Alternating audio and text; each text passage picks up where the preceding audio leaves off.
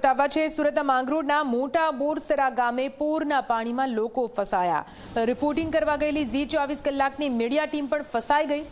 2 કલાક સુધી ઝી 24 કલાકની મીડિયા ટીમ પાણીમાં ફસાયેલી રહી। જો કે તંત્રએ ફસાયેલા લોકોનું રેસ્ક્યુ કર્યું, તમામને બહાર કાઢ્યા। કીમ નદીના પૂરમાં ફસાયેલા તમામ લોકોનું રેસ્ક્યુ કરવામાં આવ્યું। મોટા બોરસરા ગામની સીમમાં બાળકો અને મહિલાઓ અને પુરુષો પણ ફસાયા હતા। ગળાડૂબ પાણીમાં કામરેજ ફાયર અને સુરત ગ્રામ્ય પોલીસ પહોંચી બાળકોને તેડીને પાણીમાંથી બહાર કાઢવામાં આવ્યા છે।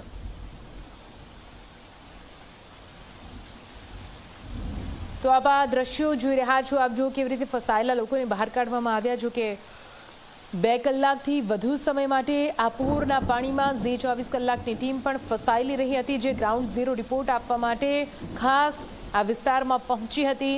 રિપોર્ટિંગ કરવા ગયેલી ટીમ કઈ રીતે ગળાડૂબ પાણીમાં ફસાઈ હતી તે આપ જુઓ। એનડીઆરએફને જાણ કરતાની સાથે તેઓ પહોંચ્યા અને તમામ લોકોને બહાર કાઢ્યા। જિલ્લામાંથી પસાર થતી કીમ નદીએ રૌદ્ર સ્વરૂપ ધારણ કર્યું છે અને દ્રશ્ય તમે જોઈ શકો છો જે રીતે એસડીઆરએફ, એનડીઆરએફ અને જે પોલીસની ટીમ છે તે હાલ સામેની તરફ લોકોને રેસ્ક્યુ કરી રહી છે, ત્યારે જી મીડિયાની ટીમ પણ ગ્રાઉન્ડ લેવલ પર આવી છે અને હાલ જે રીતે પાણીનો પ્રવાહ જોઈ શકાય છે, કારણ કે કીમ નદી અહીંથી પસાર થાય છે। લોકો જે તેની છે એલ્કોમ ઇન્ડસ્ટ્રી છે તેના ઘરોમાં પુરાઈ જવા માટે મજબૂર થઈ ચૂક્યા છે, કારણ કે ચારો તરફ કીમ નદીનું પાણી છે તે ફરી વળ્યું છે અને લોકો ઘરોની અંદર જ પુરાવા માટે બેસી ચૂક્યા છે। જોઈ શકો છો કે લોકોએ પોતાનું સલામત સ્થળે એટલે ઊંચાઈ પર ખસી જવા માટે મજબૂર થઈ ચૂક્યા છે। સામેની તરફ ડીવાયએસપી, એસડીઆરએફ તેમજ ફાયરની ટીમ તે લોકોનું રેસ્ક્યુ કરી રહી છે। મહિલાઓ અને બાળકોને સૌપ્રથમ અહીંથી લઈ જવામાં આવશે અને ત્યારબાદ અહીં જે લોકોનું સ્થળાંતર કરવામાં આવ્યું છે, કારણ કે અંદર કામ કરી રહ્યા હતા તે સમય દરમિયાન જ કીમ નદીનો પ્રવાહ પૂરજોશમાં આવ્યો હતો અને આ લોકો ફસાઈ ચૂક્યા હતા। ત્યારે તંત્ર દ્વારા પણ સતત લોકોને અપીલ કરવામાં આવી રહી છે કે જેમ બને તેમ સલામત સ્થળે ખસી જવું અને નદીના પટના વિસ્તારોથી દૂર રહેવા માટે અપીલ કરવામાં આવી રહી છે। અને હાલ જે રીતે વિગતો મળી છે તે પ્રમાણેની વાત કરું તો 2000થી વધુ લોકોનું એસડીઆરએફ, એનડીઆરએફ અને એસની ટીમ દ્વારા સ્થળાંતર કરવામાં આવ્યું છે। સંદીપ વસાવા, ઝી મીડિયા, મોટા બોરસરા, સુરત।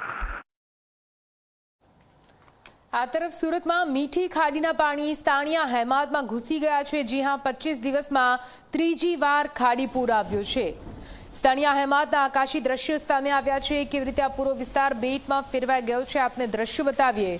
ખાડી પૂર આવતા લોકોમાં ફરી એકવાર ભારે આક્રોશની લાગણી જોવા મળી। હળપતિ આવાસ ખાલી કરાવવામાં આવ્યો છે। હવામાન વિભાગે પણ રેડ એલર્ટ આપેલું છે। રેડ એલર્ટ વચ્ચે હજુ પણ ભારે વરસાદની આગાહી કરવામાં આવી છે। ખાડી પૂરના પાણી કેવી રીતે હાલ તો સ્થાનિયા હેમાદ વિસ્તારને ફરી એકવાર બેટમાં ફેરવી રહ્યા છે। આકાશી દ્રશ્યોમાં આપ જુઓ।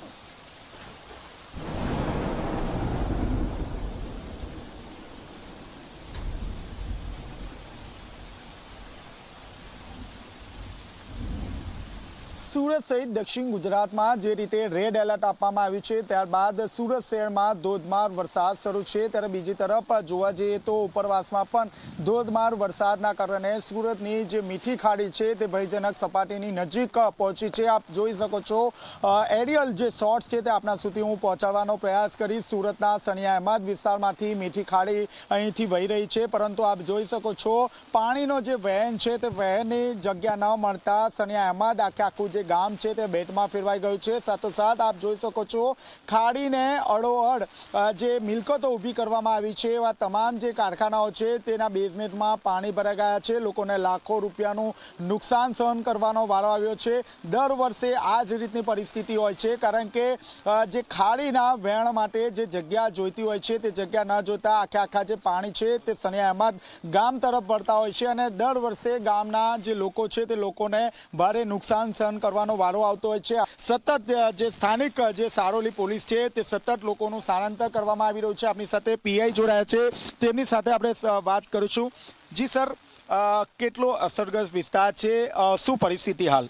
છેલ્લા બે દિવસથી આ વરસાદની ભારે આગાહીને પગલે જે ધોધમાર વરસાદ આવેલો છે તેને કારણે ખાડીપુરની આસપાસનો જે વિસ્તાર છે ત્યાં પાણી ભરાઈ ગયું છે અને અત્યારે સણિયા હેમત ગામમાં અત્યારે આપણે ઊભા છીએ અને સણિયા હેમત ગામમાં ખાડીપુરના ભરાવાને કારણે અસરગ્રસ્ત લોકોને અહીંયાથી સ્થળાંતરિત કરવામાં આવેલા છે અને તે લોકોને જરૂરિયાતની મેડિકલ અને ફૂડ પેકેટની વ્યવસ્થા SMC ફાયરની ટીમ સાથે પોલીસ કરી રહી છે. સણિયા ગામમાં શુભમ ઇન્ડસ્ટ્રીમાં જે એમ્બ્રોઇડરીના કારખાના આવેલા છે તો તેમાં પણ દિવાલને લીધે થોડું ઘણી એને રાહત મળેલી છે, પણ ત્યાં છતાં પણ વરસાદના અવિરત પ્રવાહને લીધે ત્યાં આની પહેલાંના વરસાદમાં પણ 4-4 ફૂટ જેટલા પાણી ભરાઈ ગયેલા હતા અને અત્યારે હાલમાં ત્યાં પોલીસ બંદોબસ્ત ચાલુ છે.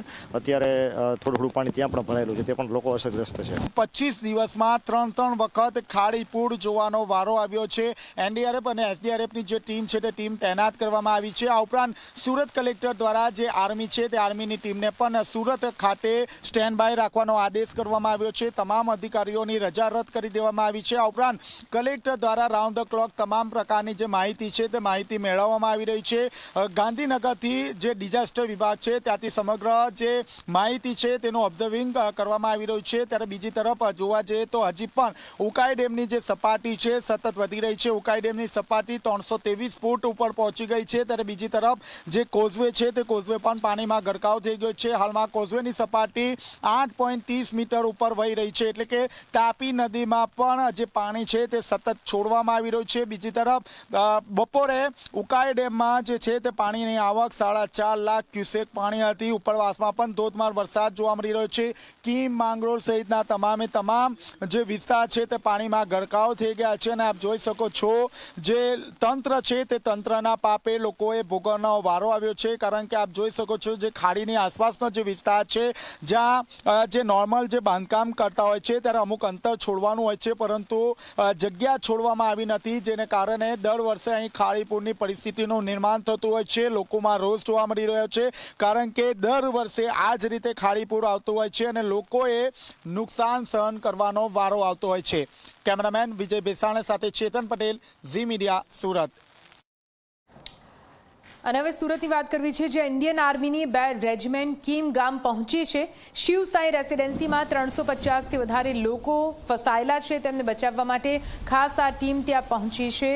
સ્થાનિક પોલીસને સાથે રાખીને રેસ્ક્યુ કરવા ઇન્ડિયન આર્મી પહોંચી. ફાયર વિભાગ અને SDRFની ટીમ સાથે રેસ્ક્યુની કામગીરી હાથ ધરવામાં આવશે.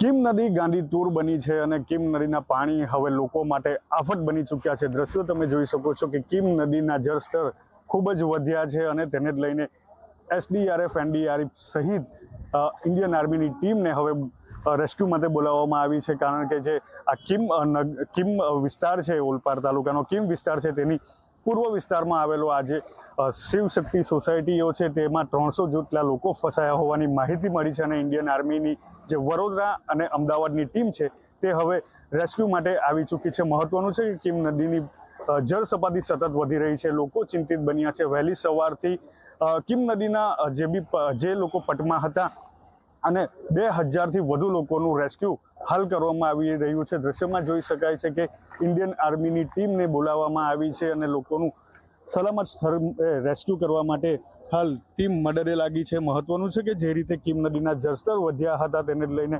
અનેક ગામો છે તે કીમ નદીના પાણીના વહેણમાં આવી ચૂક્યા હતા અને લોકો છે તે હવે સલામત સ્થળે ખસેડવા માટે હાલ ઇન્ડિયન આર્મીની ટીમ પણ મદદે આવી ચૂકી છે. સંદીપ વસાવા, ઝી મીડિયા, કીમ, સુરત. કીમ ગામ ત્યાં શિવસાઈ સોસાયટી છે, ત્યાં ઓલરેડી SDRFની ટીમ રેસ્ક્યુ કરી રહી છે. સવારથી લગભગ 50 જેટલા લોકોનું રેસ્ક્યુ કરી અને ત્યાં સ્કૂલમાં અમે સ્થળાંતર કર્યા છે. આ સિવાય આશિયાના નગર છે અને કઠોદરા ગામ છે, ત્યાંથી રેસ્ક્યુ માટે કોલ આવેલા છે. હાલ ઇન્ડિયન આર્મીની ટીમ અહીંયા પહોંચી ગઈ છે, એટલે એમને અમે ત્યાં ડિપ્લોય કરી રહ્યા છીએ. રેસ્ક્યુના જે કંઈ પણ કોલ આવે એટેન્ડ કરવાનો પ્રયત્ન કરીએ છીએ અને બધાને સેફલી રેસ્ક્યુ કરશું. અત્યારે લોકો બધા સ્કૂલમાં છે. જે SDRFની ટીમ છે ત્યાં ઓલરેડી પેટ્રોલિંગ કરે છે અને કોઈ કોલ આવે કે અગાસી પર કોઈ હોય તો એમને